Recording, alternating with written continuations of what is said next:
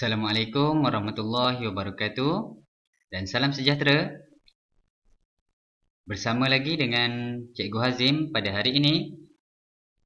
Kita akan meneruskan pelajaran kita pada hari ini dalam tajuk wang, iaitu kenal mata wang. Jadi sebelum Cikgu nak teruskan pelajaran kita, Cikgu nak bertanya kepada anda semua. Pernahkah kamu membeli barang di kedai runcit ataupun di pasaraya? Ya, cikgu pasti kamu pernah membeli barang di kedai runcit ataupun di pasaraya. Dan apakah yang diperlukan untuk membeli barangan tersebut? Ya, kita kena menggunakan wang, betul? Kalau tidak menggunakan wang, kita tak dapat untuk membeli barangan di kedai ataupun pasaraya tersebut. Jadi, sama juga di negara-negara lain selain pada Malaysia, mereka juga mempunyai mata wang masing-masing. Jadi kalau di Malaysia kita ada ringgit Malaysia ataupun ringgit. Jadi hari ini kita nak kenal mata wang di negara ASEAN. Okey. Sebelum tu, adakah kamu kenal apakah itu negara ASEAN? Ya, sekejap cikgu nak tunjuk negara ASEAN. Okey, kalau macam ni kita tengok, ni adalah Terengganu.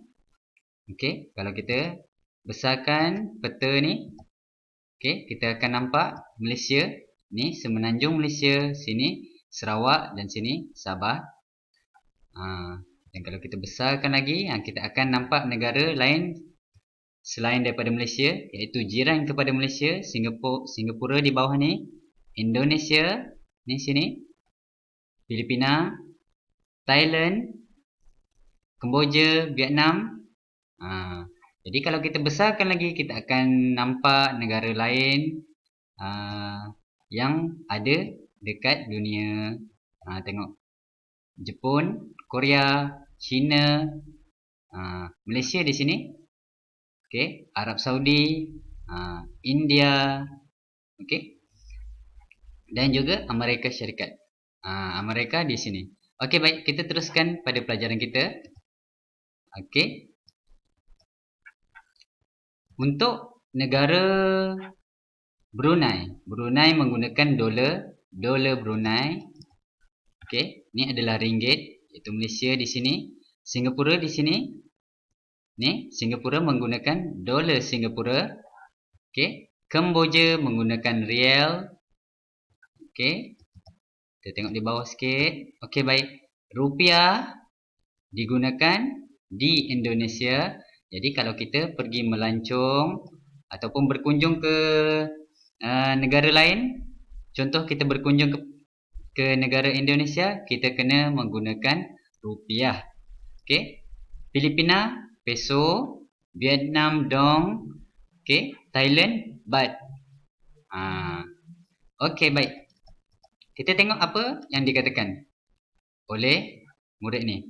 Mata wang negara saya ringgit, kita berjiran. Okey, ni dikatakan apa? Dia kata saya dari Vietnam, mata wang negara saya dong. Okey. Jadi, kesimpulannya kita nak tahu bahawa setiap negara mempunyai mata wang masing-masing. Okey. Contoh satu masa nanti selepas COVID habis ke, kita diberi peluang untuk melancong ataupun berkunjung ke negara luar, maka kita kena tahu kita perlu menggunakan mata wang negara tersebut untuk membeli di sana. Okey. Baik. Selain pada tu, kita tengok sini. Mata wang bagi negara Great Britain. Okey, Great Britain juga nama lain dia adalah England ataupun UK. Okey, mereka menggunakan pound. Okey, Amerika Syarikat ataupun US menggunakan dolar Amerika lah. Okey, Arab Saudi menggunakan rial, Jepun menggunakan mata wang yen, dan Australia menggunakan dolar Australia lah. Okey. Okey, kita pergi kepada yang seterusnya, nilai mata wang. Baik, kita dah tengok tadi mata wang yang berbeza untuk setiap negara. Jadi, okey baik. Jadi, awak pun tanya bagaimana kita nak menukarkan mata wang daripada mata wang Malaysia kepada mata wang sesebuah negara. Okey, kita ada standard ataupun nilai untuk menukar nilai mata wang. Okey, contoh nilai mata wang berbanding RM1. Okey, kalau RM1 Malaysia kita boleh dapat berapa dolar Singapura? Kita boleh dapat 34 sen dolar Singapura. Okey, kalau RM1 Malaysia juga kita boleh dapat contoh rupiah 3,551.59.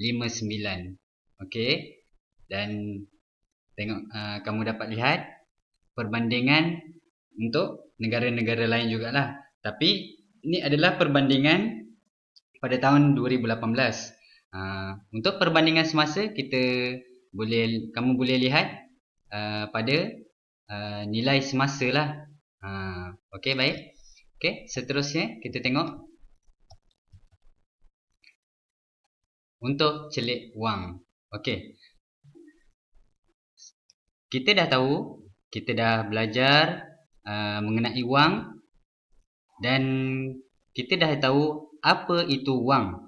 Sekarang kita nak tahu apakah kegunaan wang.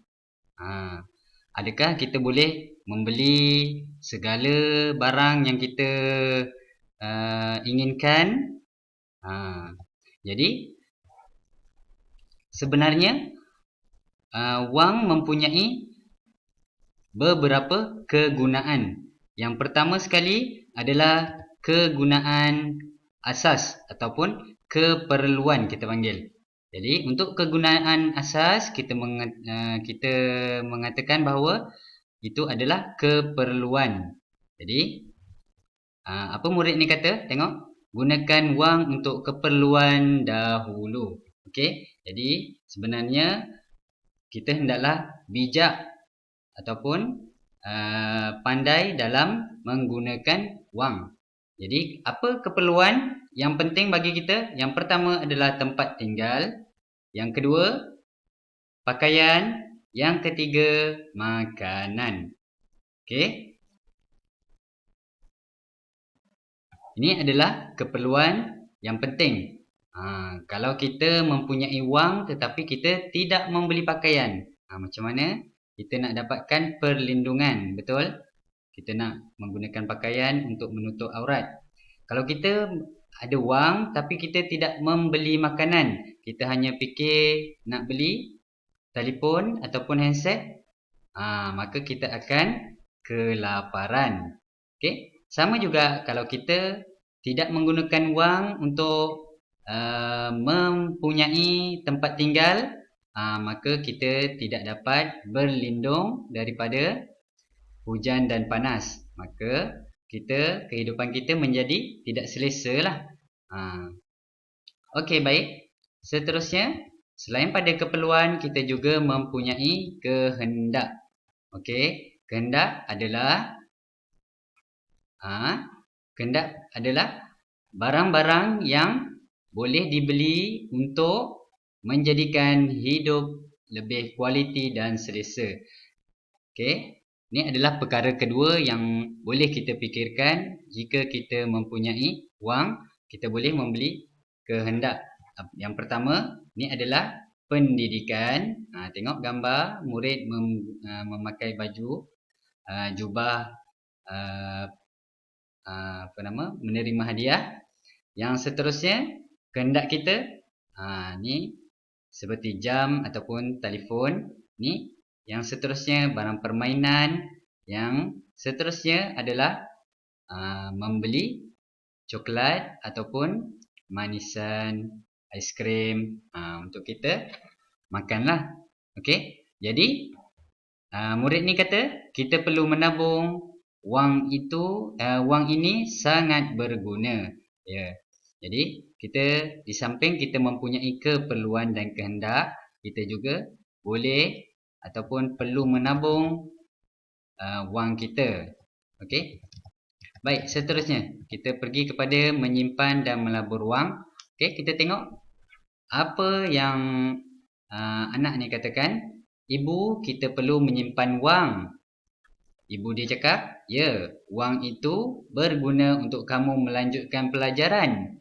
Ayah dia cakap, hidup kita akan lebih selesa pada masa akan datang. Inilah antara kegunaan wang jika kita bijak menggunakan wang. Kita boleh menyimpan untuk pendidikan akan datang. Okey? Seterusnya, wang juga kita boleh gunakan untuk menderma kepada mangsa banjir. Tengok apa murid-murid ni buat. Wang boleh digunakan untuk menderma, untuk membantu mangsa-mangsa banjir ataupun mangsa-mangsa kemalangan. Okey. Jadi murid ni mendermakan wang.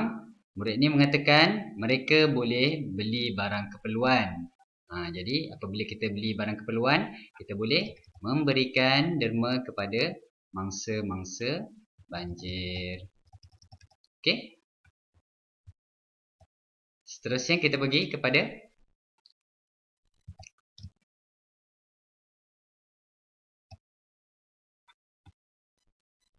kegunaan wang yang seterusnya. Yang pertama tadi kita dah tengok keperluan, iaitu tempat tinggal, makanan dan pakaian. Yang kedua kita dah tengok kehendak, iaitu pelajaran kita dan juga aksesori, gadget. Yang seterusnya kita dah tengok simpanan.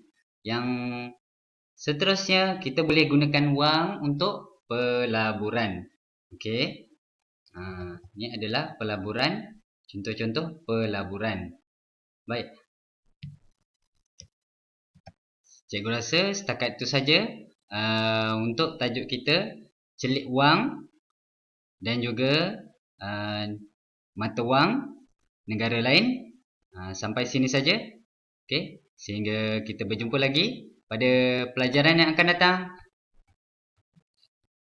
Dan cikgu harap kamu dapat manfaat daripada pelajaran kita pada hari ini. Okey, Assalamualaikum warahmatullahi wabarakatuh.